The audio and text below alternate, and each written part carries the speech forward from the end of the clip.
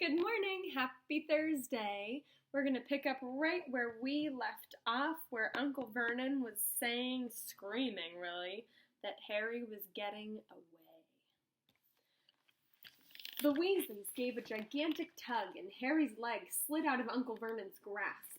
As soon as Harry was in the car and had slammed the door shut, Ron yelled, "Put your foot down, Fred!" And the car shot suddenly towards the moon. Harry couldn't believe it. He was free.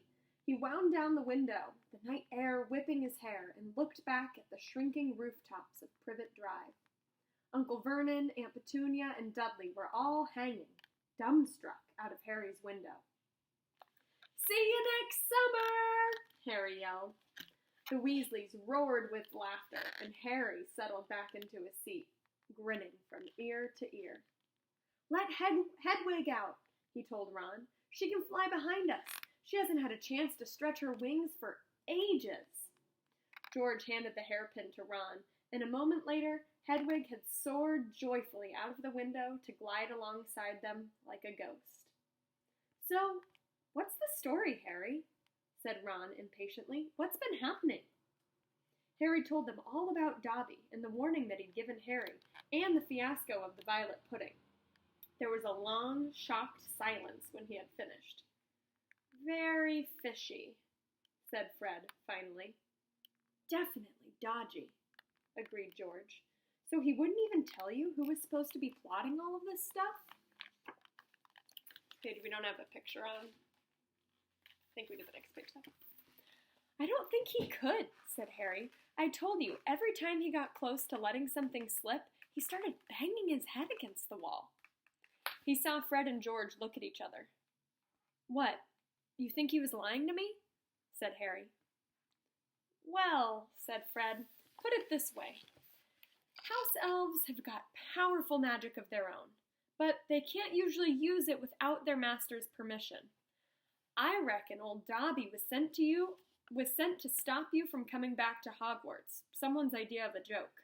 Can you think of anyone at school with a grudge against you?" "Yes," said Harry and Ron together instantly. "Draco Malfoy," Harry explained. "He hates me." "Draco Malfoy?" said George, turning around. "Not Lucius Malfoy's son." "Must be. It's not a very common name, is it?" said Harry. "Why?" "I've heard Dad talking about him," said George. "He was a big supporter of you-know-who." "And when you-know-who disappeared," said Fred, craning around to look at Harry, "Lucius Malfoy came back saying that he'd never meant any of it. It was a load of dung. Dad reckons that he was right in you-know-who's inner circle." Harry had heard these rumors about Malfoy's family before, and they didn't surprise him at all. Draco Malfoy made Dudley Dursley look like a kind, thoughtful, and sensitive boy. "I don't know whether the Malfoys own a house elf," said Harry. "Well, whoever owns him will be an old wizarding family, and they'll be rich," said Fred. "Yeah, Mum's always wishing we had a house elf to do the ironing," said George. "But all we've got is a lousy old ghoul in the attic and gnomes all over the garden. House elves come with big old manors and castles and places like that. You wouldn't catch one in our house." Harry was silent. Judging by the fact that Draco Malfoy had usually had the best of everything, his family was rolling in wizard gold. He could just see Malfoy strutting around a large manor-style house, sending the family servant to stop Harry going back to Hogwarts, and what sounded like exactly the sort of thing Malfoy would do. Had Harry been stupid to take Dobby seriously? "I'm glad we came to get you anyway," said Ron. "I was getting real worried when you didn't answer any of my letters. I thought it was Errol's fault at first." "Who's Errol?" "Our owl. He's ancient. It wouldn't be the first time he's collapsed on a delivery. So, when I tried to borrow Hermes?" "Who?" "The owl Mom and Dad bought Percy when he was made a prefect," said Fred from the front. "But Percy wouldn't lend him to me," said Ron. "Said he needed him." "Percy's been acting very oddly this summer," said George, frowning. "And he has been sending a lot of letters and spending a load of time shut up in his room. I mean, there's only so many times you can polish a prefect badge. You're driving too far west, Fred, he added, pointing at a compass in the dashboard. Fred twiddled the steering wheel. So, does your dad know you got the car? Said Harry, guessing the answer. No, said Ron. He had to work tonight. Hopefully, we'll be able to get it back in the garage without Mom noticing that we flew it. What does your dad do at the Ministry of Magic, anyway? He works in the most boring department, said Ron. The Misuse of Muggle Artifacts Office. The what? It's all to do with bewitching things that are Muggle-made, you know, in case they end up back in a Muggle shop or a house. Like last year, some old witch died and her tea set was sold to an antique shop. This Muggle woman bought it, took it home, and tried to serve her friends tea in it. It was a nightmare. Dad was working overtime for weeks. What happened? The teapot went berserk and squirted boiling tea all over the place, and one man ended up in the hospital with the sugar tongs clamped to his nose. Dad was going frantic. It's only him and an old warlock called Perkins in the office, and they had to do memory charms and all sorts of things to cover it up. But your dad, this car, Fred laughed. Yeah, Dad's mad about everything to do with Muggles. Our shed's full of Muggle stuff. He takes it apart, puts spells on it, puts it back together again. If he raided our house, he'd have to put himself straight under arrest. It drives Mom mad. That's the main road, said George, peering down through the windscreen. We'll be there in 10 minutes. Just as well. It's getting light out. A faint pinkish glow was visible along the horizon to the east. Fred brought the car lower, and Harry saw a dark patchwork of fields and clumps of trees. We're a little way outside the village, said George. Ottery St. Catchpool. Lower and lower went the flying car. The edge of a brilliant red sun was now gleaming through the trees. Touchdown, said Fred. With a slight bump, they hit the ground.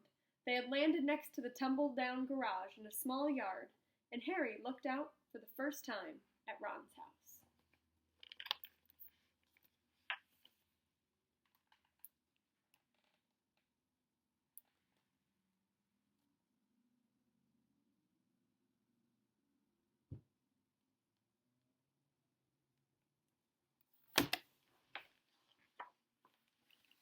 It looked as though there had once been a large stone pigsty, but extra rooms had been added here and there, until it was several stories high, and so crooked it looked as though it was held up by magic, which, Harry reminded himself, it probably was.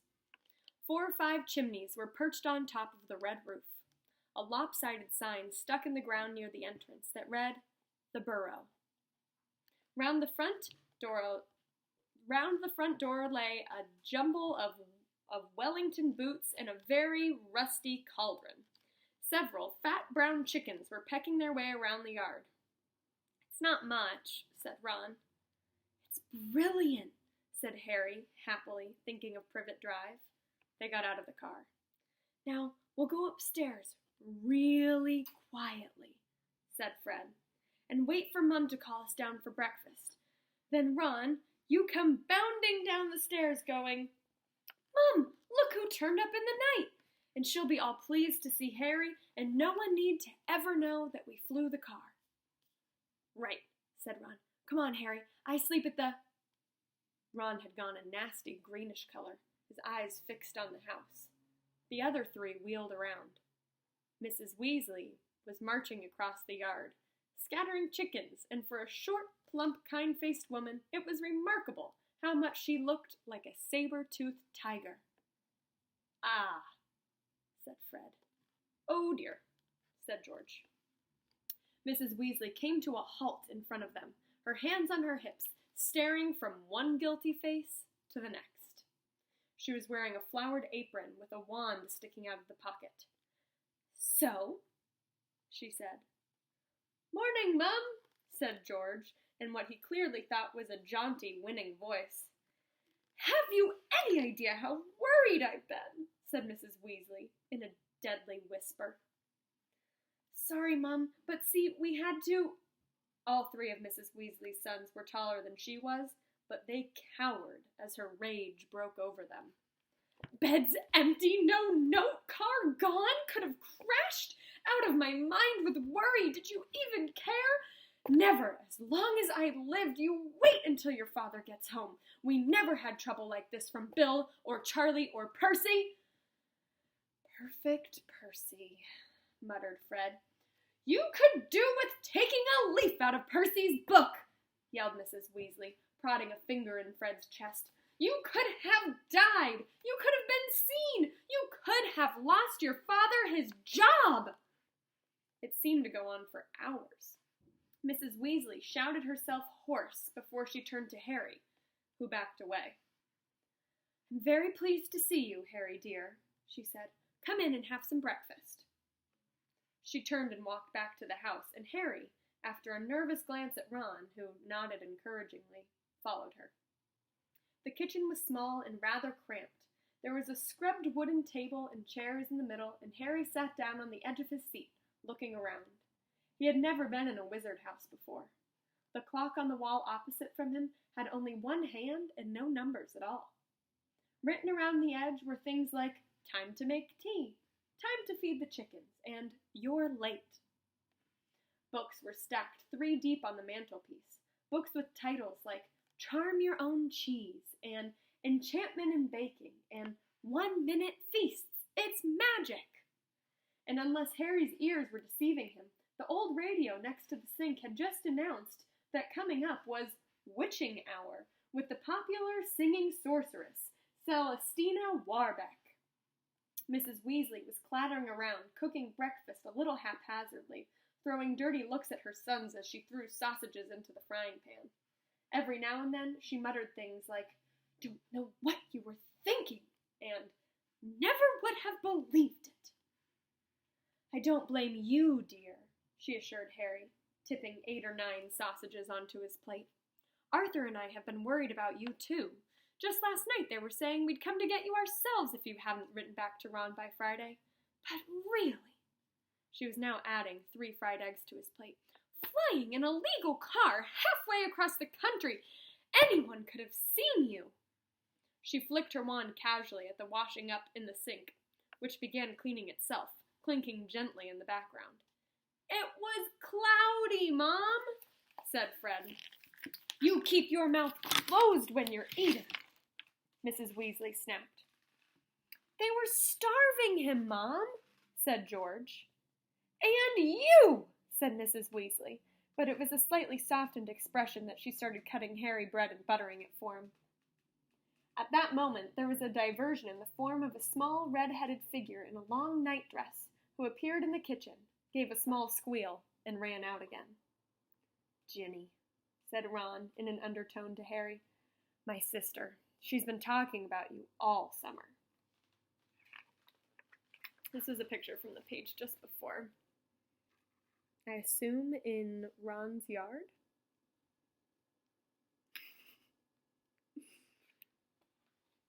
I guess those are the gnomes? They don't look as friendly as a typical garden gnome. She'll be wanting your autograph, Harry, grinned Fred, but he caught his mother's eye and bent his face over his plate without another word. Nothing more was said until all 4 plates were clean, which took a surprisingly short time. Oh, blimey, I'm tired, yawned Fred, setting down his knife and fork at last. I think I'll just go to bed and... You will not, snapped Mrs. Weasley. It's your own fault you've been up all night. You are going to de-gnome the garden for me. They're getting completely out of hand again. Oh, Mom. And you two, she said, glaring at Ron and George. You can go up to bed, dear, she added to Harry. You didn't ask them to fly that wretched car. But Harry, who felt wide awake, said quickly, I'll help Ron. I've never seen a de-gnoming. That's very sweet of you, dear, but it's dull work, said Mrs. Weasley. Now, let's see what Lockhart's got to say on the subject. As she pulled a heavy book from the stack in the mantelpiece, George groaned. Mom, we know how to de-gnome a garden.